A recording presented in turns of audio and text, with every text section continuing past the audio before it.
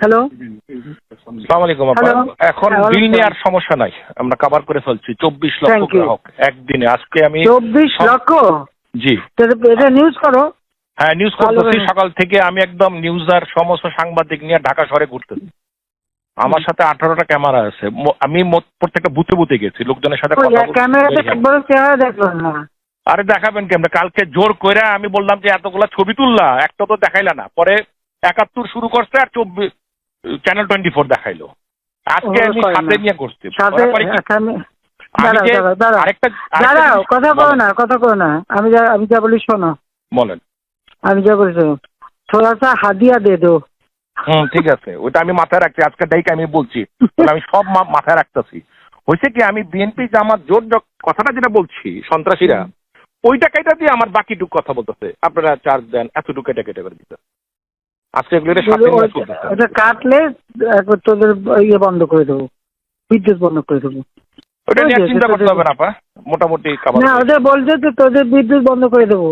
হ্যাঁ আবার সেটাই। বলবা? ওইটা আজকে সকালে কথা হয়েছে আমার, এগুলি সব ডাকছিলাম আমার। আমি তো বিদ্যুৎ ভবনের খোলা রাখছি, আমি সকালে গিয়ে ওখানে তো সব লোকদের ডাকছিলাম। বিদ্যুৎ না, সচিব এদের না, এরা এখনো থামবে নাই, থামবে না। হ্যাঁ থামবে। হ্যাঁ, থামবে না। 2 মাসের প্রোগ্রাম, এটা মাথায় রাখো। আমি জানি। জি জি।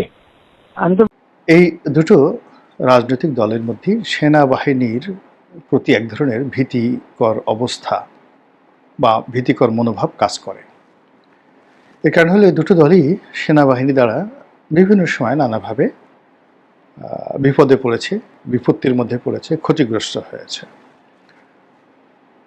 1975-এর 15ই আগস্টের পর আওয়ামী লীগের উপর যে জুলুম এবং অত্যাচার নেমে এসেছিল এবং যে যাকে বলা হয় মার্শাল লয়ের যে জাতাকল, এটা আওয়ামী লীগকে যেভাবে বিধ্বস্ত করেছিল, তার কারণে আওয়ামী লীগের মধ্যে এক ধরনের ট্রমা কাজ করে 75 পরবর্তী সময় ইন জেনারেল নেতাকর্মীদের মধ্যে, যা শুধু মারাত্মকভাবে সেনাবাহিনী দ্বারা ক্ষতিগ্রস্ত হয়েছে সব জামানাতে। আর বঙ্গবন্ধু জামানাতে রক্ষী বাহিনীর যে অত্যাচার, এই অত্যাচারের কাহিনী এখনো যদি কোনো বনভূমিতে নিয়ে ছেড়ে দেওয়া হয়, সেই বনভূমির যে পশু পাখি তারা স্তব্ধ হয়ে যাবে। কোনো বৃক্ষের উপর যদি ছেড়ে দেওয়া হয়, ওই বৃক্ষের কান্না শুরু হয়ে যাবে এবং সেখানে যত পাখপাখালি আছে সকলে গান বন্ধ করে আর্তচিৎকার দিয়ে সেখান থেকে পালিয়ে যাবে যদি রক্ষী বাহিনীর অত্যাচারের কথা স্মরণ করেন। আপনারা বিএনপি জামানাতে 1/11-এর সময়টাতে, মানে ক্ষমতার যখন বিএনপি উচ্ছেদ হলো সেই সময়টাতে যে অত্যাচার হয়েছে, তারেক রহমান সাহেবের উপর যে অত্যাচার, কোকোর উপর যে অত্যাচার, বিএনপির অনেক নেতাকর্মীর উপর যে অত্যাচার, সেটি নিয়ে কতগুলো মজার মজার কাহিনী বলবো। তার আগে এরশাদ জামানাতেও কিন্তু সেনাবাহিনীর দ্বারা আওয়ামী লীগ এবং বিএনপির নেতাকর্মীরা মারাত্মকভাবে যাকে বলা হয় অত্যাচারের শিকার হয়েছে। তো এই সকল কারণে বিএনপি এবং আওয়ামী লীগের যে সকল নেতাকর্মী, বিশেষ করে যারা সিনিয়র নেতৃবৃন্দ রয়েছেন, যাদের বয়স 50-এর উপরে, তাদের মধ্যে সেনাবাহিনীর সম্পর্কে একটি ভীতিকর অবস্থা রয়েছে। সেনাবাহিনীর নাম শুনলে, তাদের পোশাক দেখলে, তাদের গাড়ি দেখলে বিএনপি এবং আওয়ামী লীগের নেতাদের মধ্যে এক ধরনের আতঙ্ক তৈরি হয়। যাদেরকে সেনাবাহিনী টানিয়ে পিটিয়েছে, পিঠমোড়া করে বেঁধেছে, পা দুটো বেঁধে উপরে টানিয়ে বস্তার মধ্যে মুখ পরে তারপরে বেধড়ক পিটিয়েছে, যাদের হাড্ডি গুড্ডি ভেঙে দিয়েছে, কোমর ভেঙে দিয়েছে, তাদের মধ্যে যে কি দুঃস্বপ্ন, কি ট্রমা, কি বেদনা আপনি কল্পনা করতে পারবেন না। এবং এই ধরনের মার খাওয়ার পর মানুষের নিউরোলজিক্যাল যে বায়োলজি রয়েছে, মস্তিষ্কের চিন্তা চেতনা, এগুলো এলোমেলো হয়ে যায়। অনেকের রিপ্রোডাক্টিভ পাওয়ার, সন্তান উৎপাদন করার ক্ষমতা, এটা নষ্ট হয়ে যায়। অনেকে মানসিক ভারসাম্য হারিয়ে ফেলেন। এবং মিলিটারির যে কেবলমাত্র মার সেটা নয়, তারা সাইকোলজিক্যালি, মানসিকভাবে যে টর্চার করতে পারে, সেই টর্চারের ফলে অনেকগুলো মানুষ তার স্বাভাবিক হাঁটাচলা পর্যন্ত নষ্ট হয়ে যায়। স্বয়ং হুসাইন মোহাম্মদ এরশাদ আমি তাকে খুব ঘনিষ্ঠভাবে দেখেছি। যখন তিনি যেতে চাইলেন না ইলেকশনে 2014-তে, যখন থেকে তুলে নেওয়া হলো, ওই সময়টা তিনি আমাকে বলেছিলেন যে ওরা কত ভালো, আমাকে ইচ্ছে করলো মারতে পারতে, কিন্তু আমাকে মারেনি। কিন্তু আমি তার কথাবার্তার মধ্যে দেখলাম যে আগের সেই হুসেইন মোহাম্মদ এরশাদ নেই। 2014-র আগের যে হুসেইন মোহাম্মদ এরশাদ ছিলেন, 2014-র পরে তিনি আরও এলোমেলো হয়ে গেছেন। এবং ওই সময়টাতে তাকে তুলে নিয়ে যে মানসিক অত্যাচার করা হয়েছে, কেউ কেউ বলেন যে তার গালের উপর চড় বসিয়ে দেওয়া হয়েছে, সত্য মিথ্যা আমরা কিচ্ছু জানি না, কিন্তু তার মধ্যে স্বাভাবিকতা ছিল না। আপনি যদি বিচারপতি সিনহার বক্তব্য দেখেন, কথাবার্তা দেখেন, ব্যক্তিত্ব দেখেন, সিনহা যতদিন চিফ জাস্টিস ছিলেন ততদিন তার কথাবার্তা লক্ষ্য করেন, ধারাবাহিকতা, এবং এখন তিনি দেশের বাইরে আছেন, ঠিক এখনও তার একটা সাক্ষাৎকার নিয়ে দেখেন, আপনি সেই ধারাবাহিকতা দেখতে পাবেন না। তো এই যে সেনাবাহিনীর অত্যাচার, সেনাবাহিনীর মার, এটাকে কাউন্ট করে, স্মরণ করে বড় বড় রাজনৈতিক দল যারা আছে তারা সবসময় সেনা শাসন থেকে নিজেদেরকে রক্ষা করার চেষ্টা করে, সেনাবাহিনীর সঙ্গে কোনো রকম কন্ট্রাডিক্ট অ্যান্ড কনফ্লিক্ট এতে জড়ায় না। একটা উদাহরণ দিলেই বুঝতে পারবেন, সেটি হলো বঙ্গবন্ধু। বঙ্গবন্ধুর মধ্যে একটা সেনাবাহিনীর ভীতি ছিল, এই জন্য তিনি প্রথম থেকেই যাকে বলা হয় পুলিশ বাহিনীকে শক্তিশালী করতে চেয়েছিলেন। আর বঙ্গবন্ধু হত্যাকাণ্ডের কারণে পুরো শেখ পরিবারের মধ্যে সেনাবাহিনী ভীতি ছিল। তারাও ফলে তার যে 15 বছরের শাসনামল শেখ হাসিনার, তারা সেনাবাহিনীকে বিলাসী করেছেন, চাকচিক্যময় করেছেন, এবং খুব কৌশলে তাদেরকে যাকে বলা হয় তাদের যে পেশাদারিত্ব, সেই পেশাদারিত্বটা থেকে সরিয়ে তাদেরকে অর্থ, বিত্ত, ক্ষমতা, লোভ, লালসা, কামনা, বাসনা এসবের দিকে ঠেলে দিয়েছেন। এবং এটা তারা যে পড়াশোনা করেছেন, আওয়ামী লীগের অনেক লোক আছেন যারা সুদীর্ঘ মেয়াদে পড়াশোনা করেছেন এবং অনেক অভিজ্ঞতা তাদের রয়েছে, এবং এই কাজটি যে তারা করেছেন, তারা সেই হিরোডোটাসের বই থেকে যে তথ্য, সেই তথ্য নিয়েই তারা এই কাজটি করেছেন। তথ্যটা হলো এরকম যে পারস্যের সর্বকালের সেরা রাজা, পৃথিবীর তাকে বলা হয় যে তার মতো এরকম মহামানব রাজা এবং ঋষি পৃথিবীতে আর কখনো আসেনি। তিনি হলেন Cyrus the great. Cyrus the great, অনেকে তাকে বাদশাহ জুলকারনাইন হিসেবে অভিহিত করেন।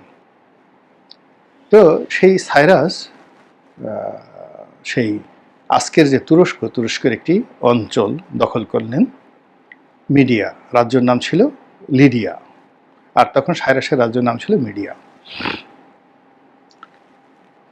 যুদ্ধের এক পর্যায়ে লিডিয়ার যে সম্রাট ক্রেশাস, তিনি আত্মসমর্পণ করলেন এবং চুক্তি অনুযায়ী তিনি সাইরাসের প্রধানমন্ত্রী হিসেবে অভিষিক্ত হলেন। তো তাকে নিয়ে পুরো লিডিয়ার বিস্তীর্ণ অঞ্চল তিনি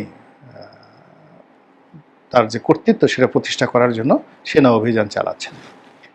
কিন্তু একটি দুর্ধর্ষ জাতি, কোনো অবস্থাতেই তারা জয় স্বীকার করছে না, তারা গেরিলা যুদ্ধ চালিয়ে যাচ্ছিল। তো সাইরাস খুব আশ্চর্য হয়ে গেলেন যে যেখানে পুরো রাজ্য, রাষ্ট্র, সাম্রাজ্য, লিডিয়া সাম্রাজ্য তখন মিডিয়ার চেয়ে অনেক বড় ছিল, সাইরাসের যে রাজ্য তার চাইতে তিনি যে রাজ্যটি জয় করলেন সেটা অনেক বড় ছিল। তো তিনি অবাক হয়ে বললেন যে পুরো আপনার যে সাম্রাজ্য, সেই সাম্রাজ্যের পুরোটা দখল করেছে এবং আপনি নিজে এই রাজ্যের সম্রাট হয়ে, ক্রেশাসকে তিনি বলছেন, আমার প্রধানমন্ত্রী হয়েছেন, তারপরও এই অপদার্থরা যুদ্ধ কেন করছে? তো বললো যে ওদের ট্রেনিং এবং ওদের জাতিসত্তা এবং ওদের রক্তের মধ্যে যে মিলিটারি জিনিয়াসনেস আছে, এই কারণে যুদ্ধ দিয়ে আপনি তাদেরকে পরাজিত করতে পারবেন না। তাহলে কি করতে হবে? আপনি রাস্তায় রাস্তায় অঢেল খাবার রেখে দিন। যারা গেরিলা যুদ্ধ করছে এবং তারা তাদের খাদ্য সংকট রয়েছে, একটু পরে এসে তারা খাবার পেয়ে তারা ঘুমিয়ে পড়বে, অলস হয়ে যাবে। এভাবে আপনি রেশনিং দিতে থাকেন কৌশলে, রাস্তায় রাস্তায় খাবার ছড়িয়ে দিন, কয়েকদিন দেওয়া হলে এইভাবে। এরপরে দামি জামা কাপড়, রেশমি জামা কাপড় আপনি রাস্তায় ফেলে রাখুন, করা হলো। এভাবে গেল কয়েক মাস। তারপরে বললো যে আপনি রাস্তায় রাস্তায় স্যান্ডেল, জুতো এগুলো রাখেন। এর কারণ হলো তখন মিলিটারি জুতো পরতো না, খালি পায়ে যুদ্ধ করতো। তাই করা হলো। এরপরে বললো যে আপনি রাস্তায় কিছু বাদ্যযন্ত্র রাখুন যেন তারা সেই গান বাজনা করতে পারে, তাই করা হলো। এরপরে তাদের বিরুদ্ধে আর যুদ্ধ করতে হয়নি, এমনিতেই ওই এলাকা দখল হয়ে গেল। তা আমাদের সেনাবাহিনী আপনি দেখবেন 2014 সনের পরে, 18 সনের পরে, 24 সনের পরে গ্র্যাজুয়ালি প্রত্যেকটি ক্যান্টনমেন্টে আওয়ামী লীগ সেই বিশাল কনসার্টের আয়োজন করেছিল। সেই গান বাংলার তাপস থেকে শুরু করে বাংলাদেশ, ভারত, পাকিস্তান সব জায়গা থেকে শিল্পী গায়কদেরকে এনে নাচ গানে মোটামুটি সকল ক্যান্টনমেন্টগুলোকে যাকে বলা হয় একটা বালাখানা বানিয়ে ফেলা হয়েছিল। তাদেরকে যে সকল সুযোগ সুবিধা দেওয়া হয়েছে, যে সকল বৃত্তবিলাস দেওয়া হয়েছে, ফলে এদের সিনার চাইতে কোমর ভারী হয়েছে, এদের কলিজার চাইতে গুর্দা মোটা হয়েছে, তাদের হাত পায়ের যে পেশি, এই পেশির চাইতে তাদের জিহ্বা, এটার পেশি বেশি শক্ত হয়েছে। তারা কথা বলায় পটুত্ব অর্জন করেছে, কিন্তু তাদেরকে যদি 100টা বুক ডাউন দিতে বলেন তারা পারবে না, পাহাড়ে উঠতে বলেন তাদের অনেকের হাঁটু ভেঙে যাবে। এই 15 বছর ধরে ধরে ওই যে Cyrus the Great and Croesus the Great, দুজনে খুব বিখ্যাত সম্রাট ছিলেন, তাদের এই থিওরিটি যেটি হেরোডোটাসের দ্য হিস্ট্রি অফ বইতে উল্লেখ আছে, এটা আওয়ামী লীগের যারা কর্তা ব্যক্তি তারা পড়েছিলেন, আমি শিওর, এবং তারা এই কাজটি করেছেন। তো ফলে কি হলো যে মিলিটারি আর সেই মিলিটারি থাকেনি, তারা বন্ধু হয়ে গেছে, ভাই হয়ে গেছে, ব্যবসায়ী হয়ে গেছে, কন্ট্রাক্টর হয়ে গেছে, চিত্রশিল্পী হয়ে গেছে, লেখক, কবি, সাহিত্যিক হয়ে গেছে। এটা সেই মিলিটারি ইমেজ তাদের মধ্যে নাই। এটা হয়েছে শেখ হাসিনা যে কাজটি করেছেন ম্যাটিকুলাসলি উইথ মেন্সরিয়া, যে আমার পরিবারের বিরুদ্ধে যা কিছু করেছ তার মধুর প্রতিশোধ আমি নিলাম। এটা হতে পারে, নাও হতে পারে, আমি আমার ব্যাখ্যা বললাম, এবং এই কথাগুলো আমি এখন বলছি না তা নয়। আমি একই কথাটা জাতীয় টেলিভিশনে বলেছি, জাতীয় পত্রপত্রিকায় লিখেছি, আমার ইউটিউব চ্যানেলে বলেছি, একাধিকবার যখন শেখ হাসিনা ক্ষমতায় ছিলেন তখন বলেছি। যা হোক, এখন যেটা বলছিলাম এটা গেল আওয়ামী লীগের কথা। বঙ্গবন্ধুর মেনস্ট্রিয়াটা কেন ছিল? পাকিস্তান জমানাতে তিনি বেশিরভাগ সময়, বিশেষ করে আইয়ুব খানের আমলে সেনাবাহিনী দ্বারা যে জুলুম অত্যাচারের শিকার হয়েছেন, ইয়াহিয়া খানের জমানাতে তিনি যেভাবে আগরতলা মামলার আসামি রূপে, না এটা তো আইয়ুব খানের জমানাতেই, আগরতলা মামলার আসামি রূপে তিনি যেভাবে ক্যান্টনমেন্টে নির্যাতিত হয়েছেন, আবার একইভাবে 1971 সনে যেভাবে সামরিক বাহিনী দ্বারা তিনি গ্রেপ্তার হয়ে পাকিস্তানের কারাগারে ছিলেন। ফলে পাকিস্তান থেকে আসার পরে বঙ্গবন্ধুর যে ধারাবাহিকতা, তার যে রাজনীতির প্রাজ্ঞতা, তার সাহস এবং শক্তি, এটা কিন্তু অতটা অবশিষ্ট ছিল না যেটা 1969 পূর্ববর্তী বঙ্গবন্ধুর ছিল। বঙ্গবন্ধুকে আগরতলা ষড়যন্ত্র মামলায় গ্রেপ্তার করে তার যে শক্তিমত্তা, তার যে লিডারশিপ, এটার অলমোস্ট 50% মাইনাস করে দেওয়া হয়েছে। আপনি তার জেলে যাওয়ার আগের বক্তব্য দেখেন, তার ব্যক্তিত্ব দেখেন, হাঁটাচলা দেখেন, আর জেল থেকে বেরোনোর পর, অর্থাৎ 69-এর গণ অভ্যুত্থানের পর বঙ্গবন্ধুকে বোঝার চেষ্টা করেন। আজকের সালাউদ্দিন সাহেব, আজকের মির্জা ফখরুল যেভাবে শান্তির দূত হয়ে গেছেন, ঠিক একইভাবে বঙ্গবন্ধু 69 গণ অভ্যুত্থানের পর বিপ্লবীর চাইতে শান্তির দূত হয়ে গিয়েছিলেন, এবং এই কাজটি মিলিটারিরা তার অত্যাচারের মাধ্যমে করেছিল, এবং তিনি ক্ষমতা আরোহণ করেই ওটার কারণে হোক বা অন্য যে কোনো কারণে হোক না কেন, তিনি একটা বিশ্বস্ত রক্ষী বাহিনী তৈরি করার চেষ্টা করেছিলেন। বিএনপির জন্য এই ইতিহাস আরও নির্মম।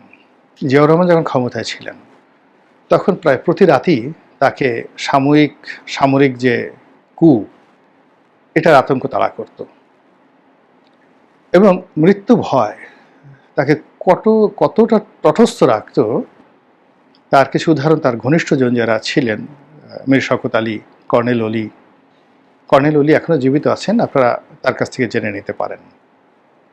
প্রতি মুহূর্তে সবাইকে তিনি সন্দেহ করতেন, সামরিক বেসামরিক সবাইকে তিনি সন্দেহ করতেন, এবং সেই সন্দেহের মধ্যেই কিন্তু তাকে প্রাণ দিতে হয়েছে। এরপর জাস্টিস সাত্তারের আমল, সাত্তারের ক্ষমতাচ্যুতি, তো পুরো এরশাদের জামানাতে সামরিক বাহিনী ডিজিএফআই এর যে অত্যাচার বিএনপির উপর মানে চলেছে, বিএনপির একটা জেনারেশন তছনছ হয়ে গেছে। এমনকি বিএনপির যে সকল সূর্য সন্তান ছাত্রদলের মধ্যে ছিল, তাদের একটা অংশ সেনাবাহিনী নিয়ে অত্যাচার করে, জুলুম করে তাদেরকে একেবারে ভীত সন্ত্রস্ত বানিয়ে মূল দলের রাজনীতি থেকে বিচ্ছুত করে ফেলেছে। আরেকটি গ্রুপকে ভয় দেখিয়ে, প্রলোভন দেখিয়ে বেঈমান, মুনাফিক এবং চরিত্রহীন বানিয়ে ফেলেছিল এরশাদের জমানাতে। ফলে যে ছাত্র দলকে নিয়ে আমরা খুবই গর্ব করি, সেই ছাত্র দলের শীর্ষ পর্যায়ে দুটো গ্রুপ ছিল। একটা গ্রুপকে জেলে পুরে অত্যাচার করে শেষ করে দেওয়া হয়েছে, একটা গ্রুপকে মেরে ফেলা হয়েছে। সেই নিরু বাবলুকে মেরে ফেলা হয়েছে, নিরুকে জেলে নেওয়া হয়েছে, আবার জেল থেকে বের করা হয়েছে, অভিকে বের করা হয়েছে। এগুলো নিয়ে অনেক গল্প কাহিনী আছে। অন্যদিকে যারা বাইরে ছিলেন, আমানুল্লাহ আমান, খায়রুল কবির খোকন, ফজলুল হক মিলন, তাদের সম্পর্কে নানা রকম কথাবার্তা আছে। এগুলো সবই মিলিটারির অত্যাচার। তারপর যখন 1/11 হলো, সেই 1/11-এর সময় তারেক জিয়ার প্রতি, খালেদা জিয়ার প্রতি, বেগম জিয়ার প্রতি, কোকোর প্রতি, টোটাল পরিবার, সাইদ ইস্কান্দার থেকে শুরু করে সবার প্রতি যে অত্যাচার হয়েছে, তার ফলে বিএনপি আওয়ামী লীগ মিলিটারিকে যতটা ভয় পায়, তার চেয়েও বিএনপি কিন্তু কার্যত ফলত বেশি ভয় পায়। এটা হলো বাস্তবতা।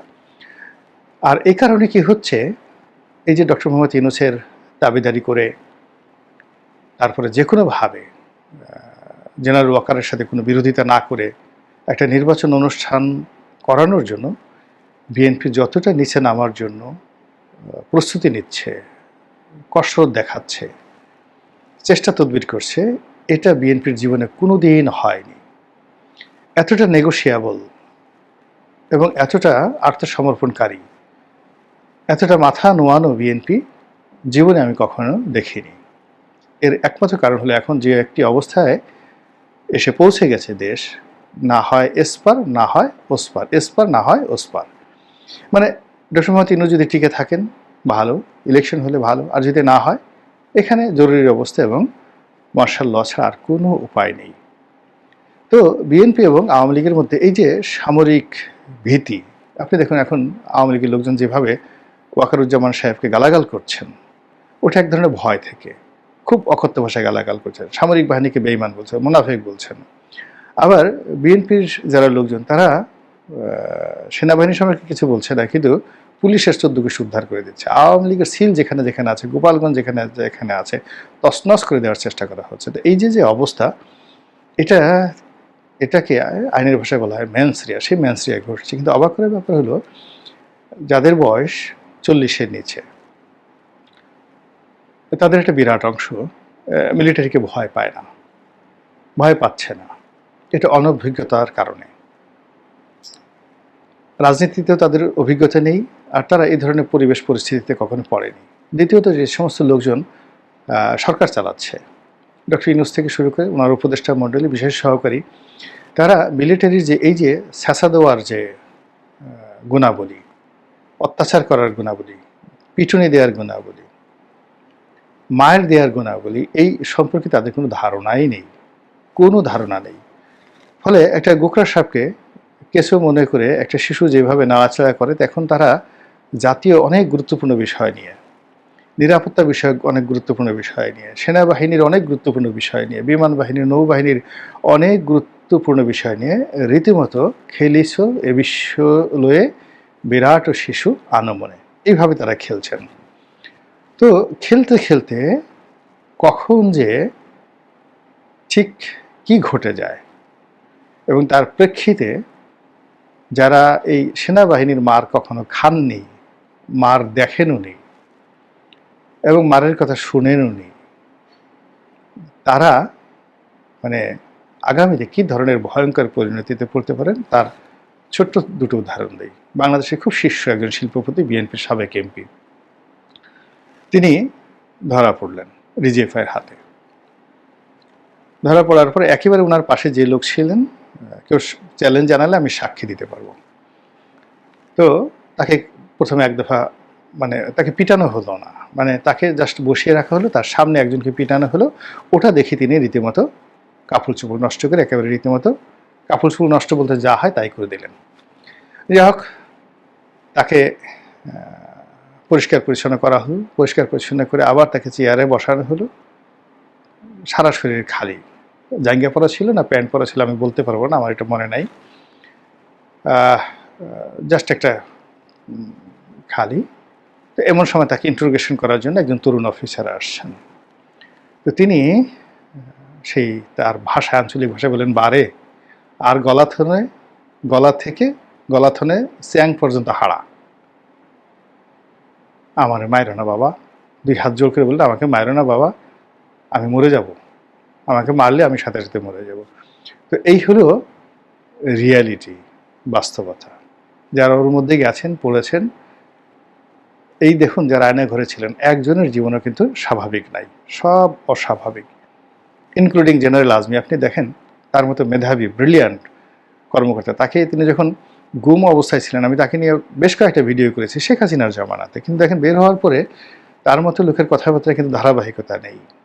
তো কাজেই এখন যারা মানে খেলছেন, অনুরোধ করবো একটু সাবধানে খেলেন, যেন মানে উল্টাপাল্টা গোল না হয়।